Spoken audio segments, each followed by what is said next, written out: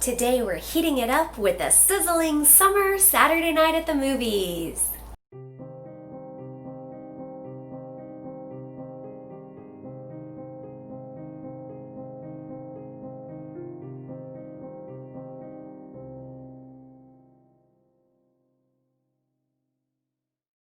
Hey there, Fiber Junkies! Welcome back to the Color Cauldron. I'm Johanna, the owner and dyer behind Potion Yarns and host of this podcast. And today is time for my favorite segment on the podcast that we do, Saturday Night at the Movies. Saturday Night at the Movies is a really fun time for us to spot our favorite handcrafts that feature fiber on film. So knitting, crochet, spinning, weaving, sewing, embroidering, anything having to do with fiber, handcrafting. We spot a little glimpse of it here or there, or perhaps it even plays a major part of a scene. We're going to include it as a film review on the podcast and match it with a fun pattern, usually knitting, sometimes crochet, that you can do while you're watching the film or anytime that you are wanting to be transported back to that video or film that you watched. Today I thought it would be fun to do a summer feature since the weather outside is so hot that all you want to do is stay in the air conditioning and watch your favorite films. I thought we would do something that would put us in the mood with summery locales, tropical feels, kind of exotic locations, and also give us the chance to knit something very out of the ordinary. So today we're going to feature a particular film with Esther Williams from 1948 called On an Island with You. This is a great example of a classic Esther Williams type video. She did a whole bunch of movies in the 1940s and early 50s where she was the swimming star. She was known as MGM's Mermaid, or the Mermaid of the Silver Screen, because she was famous for her swimming. She had a tall, athletic, strong body that still had beautiful feminine curves, and she was that perfect blend of sportsy, strong, very independent, kind of feisty gal mixed with beautiful pinup, feminine allure. So she was definitely a very popular star in her time. Esther actually got her start as a swimmer and was training for the Olympics. She worked in a bunch of water ballets. She competed a lot, and she was really an accomplished athlete before she ever became a star. She was quite young and had been swimming from an early age.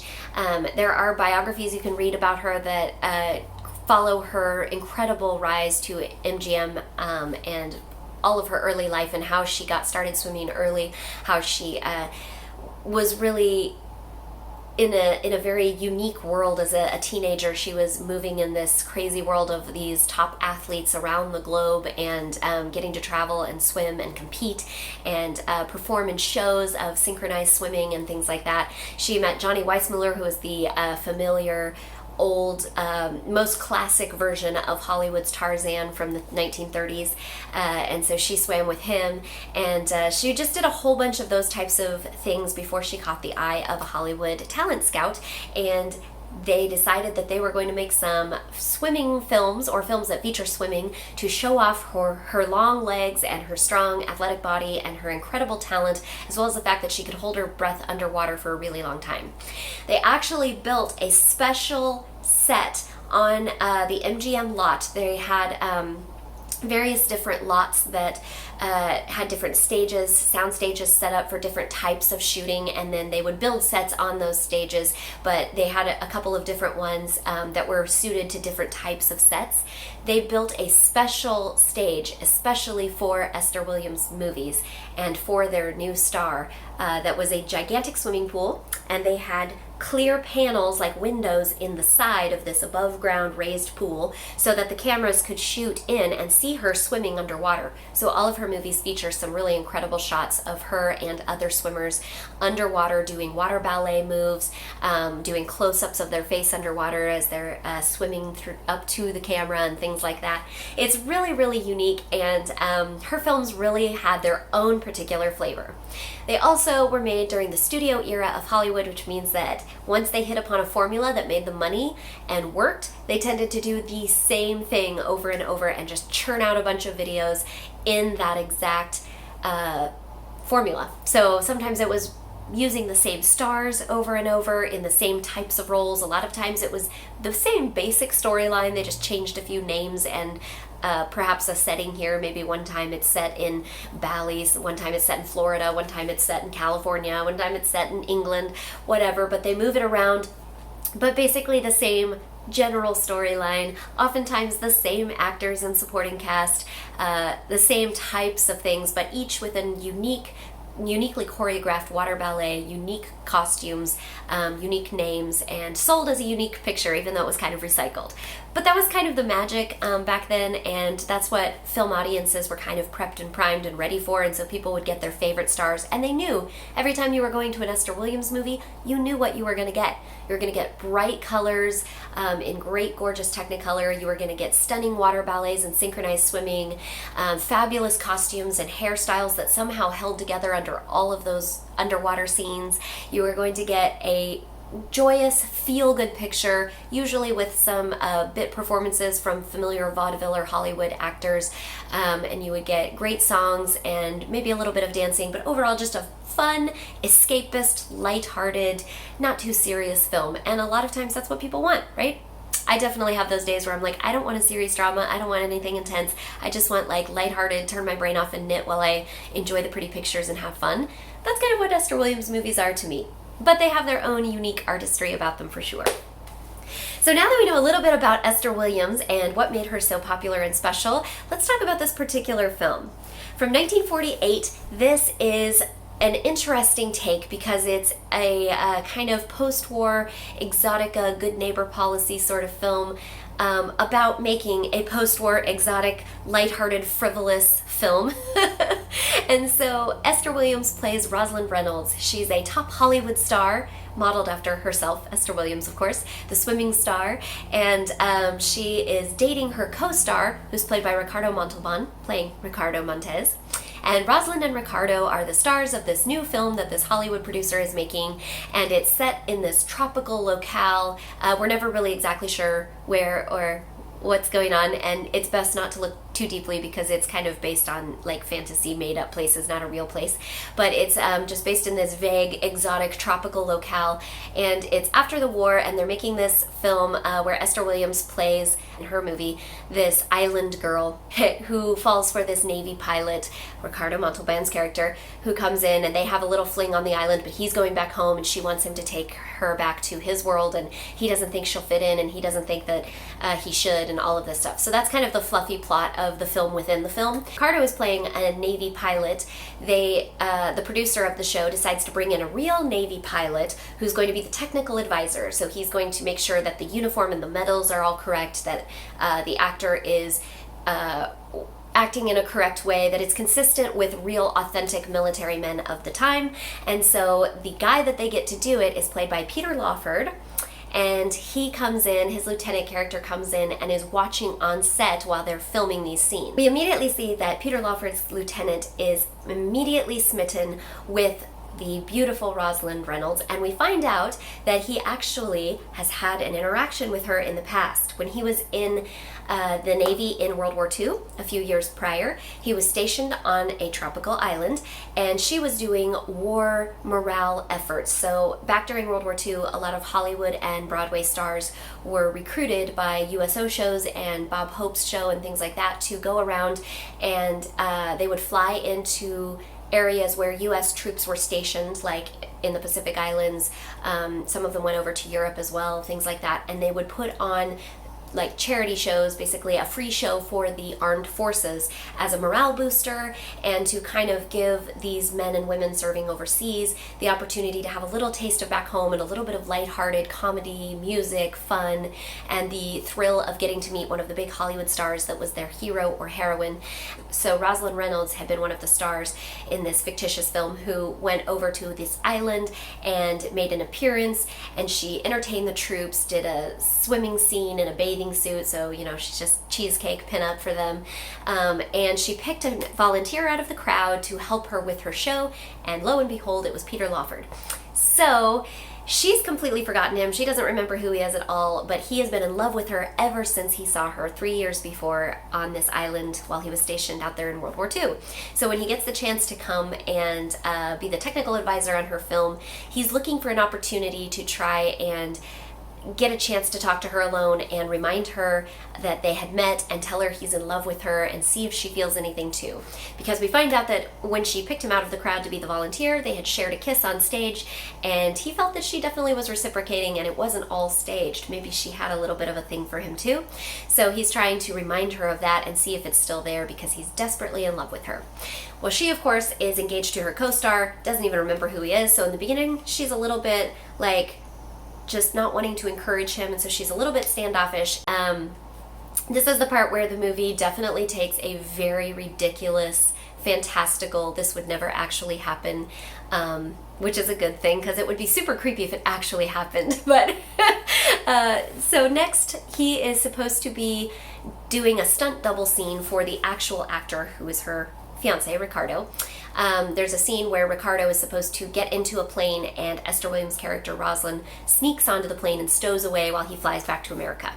And since the actor can't actually fly the plane, they have this lieutenant who looks a lot like him from a distance, who is going to do the stunt work of walking into the plane and actually taking off and flying the plane. And he's supposed to just circle around. Once they get the shot, they radio that they're done, and he comes back down, lands, and Esther Williams gets out, and blah, blah, blah. However, of course, he decides that this is his opportunity to get her alone and remind her that they shared a special kiss and that there's something there they should explore. So once she sneaks onto the plane and he takes off, the Hollywood crew's filming it. They say, okay, we got the shot, come on down, Lieutenant. And he pretends he doesn't hear them and takes off and flies an hour away to the island where he was stationed when she came in as a USO worker, and they had their magical kiss and all this stuff. So he kidnaps her and takes her to this island. And so when they're in this exotic locale, he turns on a radio and wants to dance with her, remind her of all this. He starts talking to her about how they met and how he fell in love with her and stuff, and she's quite indignant, as you can imagine, and is like, no, I don't like you, like, that was just a kiss, that was just professionalism, it had nothing to do with actually liking you, blah, blah, blah. Well, they decide that they're going to go back to the plane. He can tell he's not getting anywhere with her, so she insists that he takes her back to her fiancé, and he's like, okay, clearly this was a bad idea, it was just a long shot, whatever. So they go back to the plane, and turns out that there are inhabitants living on the island who we never actually see, but they have stolen the landing gear of the plane, so they can't take off. They've stolen, like, stuff off of the plane, and they're not able to leave the island, so they're going to have to spend the night out there. Long story short, they do eventually get back to the mainland after her fiancé and the film crew are quite worried and upset. And rather than being upset at him, she actually has realized she started to have feelings for him. Maybe she always did, and she's just realizing that she does. In the meantime, there's kind of a second little plot going on with her co-star, who is played by a very young Sid Charisse. And she plays the beautiful Yvonne, who is desperately in love with Esther Williams' fiancé, Ricardo. So she's had a thing for Ricardo since the beginning, but unrequited love. She's always looking at him longingly, dancing with him in their movie, and wanting things to happen, but it never does. And as things tend to go in these lighthearted, silly old movies, after a while we start seeing Ricardo is realizing that he really does have feelings for Yvonne and not his fiancé, and that's perfect because his fiancé has realized she doesn't actually like him, she likes the lieutenant. And I'm not going to spoil the movie for you. I think you know where it's going. I think you can figure it out. There's nothing really shocking in this silly, frivolous, lighthearted romp, but it is a visually stunning film, filmed in Technicolor, bright, beautiful costumes, bright, beautiful sets. There's some amazing water ballets and choreography for Esther Williams and her synchronized swimming. Ricardo Montalban showed that he had quite the athletic physique and could swim very well also, so as her co-star, he gets to swim a couple times with her in the film. Peter Lawford also gets to do a little bit of underwater work, but it's clear that he wasn't the strong swimmer that the other ones were because his scenes are quite short and not nearly as visually stunning, shall we say. But he does all right, and he certainly looks like male cheesecake in his bathing trunks, and so that's not a bad thing either. But it's just a fun, silly movie, and it has a side performance by Jimmy Durante, who just does some silly, like, comedy work and some little numbers as well. It's a really enjoyable, fun film, and it led me to think that we needed to have a really unique, interesting, fun pattern this time. But where's our knitting? What does this have to do with fiber arts? There are actually 2 fiber arts references to 2 separate crafts in this film. They're very brief, and if you blink, you'll miss them, but they are there. One of the early scenes in the film, we see that Peter Lawford and Jimmy Durante are walking through this hotel pool area where the Hollywood stars are staying while they shoot their movie. And we see a lot of people just in bathing suits, lounging about, drinking, eating, talking, laughing, whatever. And they walk right by a woman in the foreground who's sitting in a chair in just kind of cute 1940s leisure wear. I think like a swimsuit and cute little bottom or something like that. But she's sitting in this chair and she's knitting. We can't really see what she's knitting. She is using straight needles and knitting back and forth. So it's probably, my guess is that it is the beginning of a sweater or something like that, possibly a sweater sleeve. But it's really impossible to tell. It's entirely possible it could be a wide scarf or something like that as well. And it is super, super brief. So if you blink, you miss it, but it is there, and we get to see her knitting a little bit poolside. And I love that because I think one of the complaints a lot of people have who either don't knit or are just getting into knitting, and sometimes people who've been knitting or crocheting for years and years and are super prolific anyways, have this struggle, and I can totally understand it. It can be difficult when you want to take your knitting or crochet along with you to the beach or the pool or whatever, or just sitting around your house or outside on your porch in the summer.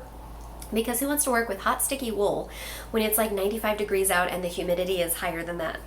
It's no fun at all. So I have definitely been a victim of bringing my knitting along and then struggling to actually work on it because I just got so hot and sticky. There are a whole bunch of tips out there for knitting in the hot weather, and I definitely think it is something that is worthwhile doing. But I love this shot because it proves that even back in the 40s as well, when they didn't have air conditioning like we do now, at least not to the degree that we do now and not everywhere, there were people who would take their knitting poolside and even in tropical locales, and I love that. Because I'm that hardcore knitter who's like sweating it at the beach and like, I don't care, I'm going to knit my socks if it kills me. The second reference that we see to fiber arts in this film comes closer to the end of the movie, but not all the way at the end. There's a scene where Ricardo Montalban's character, Ricardo, is talking to Yvonne, played by Sid Charisse, his co-star who's in love with him and has been since the beginning. And it's one of the scenes where we've started to see Ricardo realizing that he has developed feelings for Yvonne and starting to get confused about and question his engagement to Rosalind. So he's talking to his co-star Yvonne, and she's sitting offset. They're getting ready to do a dance rehearsal of their number together in the film they're making. And she's sitting offset, like in a little chair off to the side, and she's working on some needlepoint. And so she's got her little needlepoint and sewing, and we don't really get to see what she's making. It looks kind of like maybe just a little floral motif, but it's really hard to tell. But she's just working on a little needlepoint while they're talking and having this pivotal conversation about their filming together and stuff before they do their dance rehearsal. So that was just another little fiber arts thing. I don't personally do needlepoint, but I love, love, love seeing the beautiful examples on Instagram of people who do it. I think it's a really phenomenal skill. Technically, I have done it before. When I was a really little girl, my grandma used to do needlepoint, and she gave me a needlepoint kit one time when I was about 9 or so, and then my mom and I went through a short phase where I was really into it and did a couple very poor examples. I wasn't very skilled, but I did a few poor examples of some needlepoint before putting it down and not picking it up again. It is something I would like to try in the future, but I just really don't have time, space, money, or patience to learn a new skill right now, so maybe someday. So now that we've talked a little bit about the knitting and fiber arts in the film and given a quick synopsis of this really, really fun, delightful film, I wanted to share with you the knitting patterns, plural, because I picked 2 this time, that I have chosen to go with this film. So I wanted to do something different, and I will give the disclaimer that this is not a pattern I have attempted.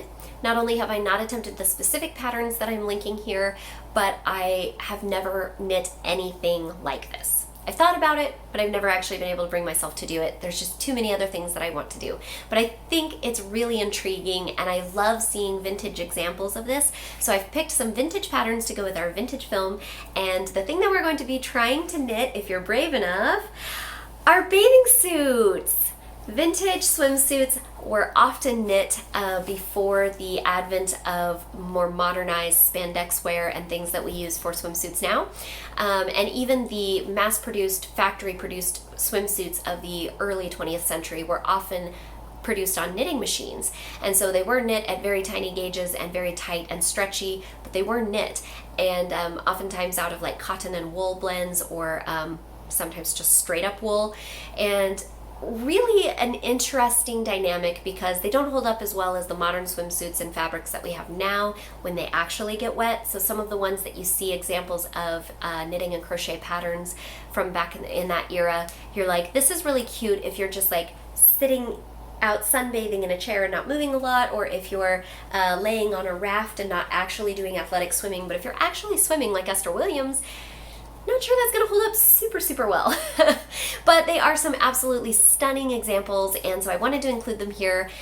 There are some people who have knit vintage patterns in the modern day era using more modern yarns, or using like nylon spandexy type threads held along with wool or cotton or something. I definitely don't think you would want to use a cotton yarn by itself. You would want to use a blend that had something more stretchy and elastic like wool or nylon, rayon, something like that in it, because the cotton just doesn't have stretch, and it'll get stretched out when it gets wet and it will never go back. But a little bit of a cotton content in a blend would be okay. But it's definitely something that there are tips out on the internet from people who have actually done it. I have not, so disclaimer, I don't really know what I'm talking about, but there are some tips out there you can look for. But I did want to include these really fun patterns because even if you're not using it as an actual swimsuit, it's a really cute little pattern to wear for some cute vintage style for sunbathing, lounging around, or just wearing around your house when it's too hot to wear anything else. So I wanted to give you the option. The first option that we have for our bathing suit is this stunning two-piece, adorable, cute, high-waisted look. This is from the 1940s, and this is an authentic vintage pattern. I'm also putting the link in the description box so that you can find this specific pattern if you would like. It is available from an Etsy seller that I was able to find, and she has it available as a pattern PDF. I'm pretty sure from the listing that it is just the vintage pattern, so it hasn't been updated. I doubt very much whether it has been test knit ever. There are probably people out there on the internet who have made this specific pattern, so it'd be worth a Google search to see if you can find anyone blogging about it or posting notes on Ravelry or something like that that might give you a little bit of help with resizing or gauge or yarn substitutions or whatever.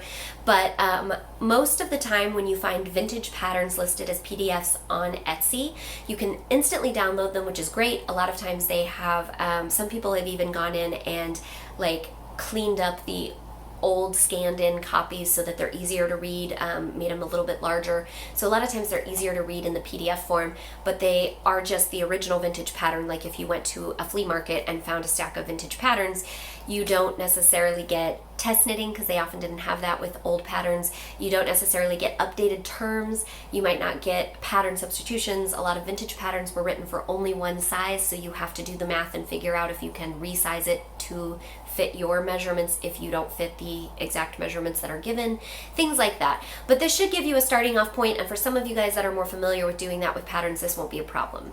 Plus I thought it would just be fun inspiration for you guys. You can also search and find, there are some more updated, like people have taken vintage patterns and updated it into modern terms and made other sizes, so you can find those online as well and in pattern books.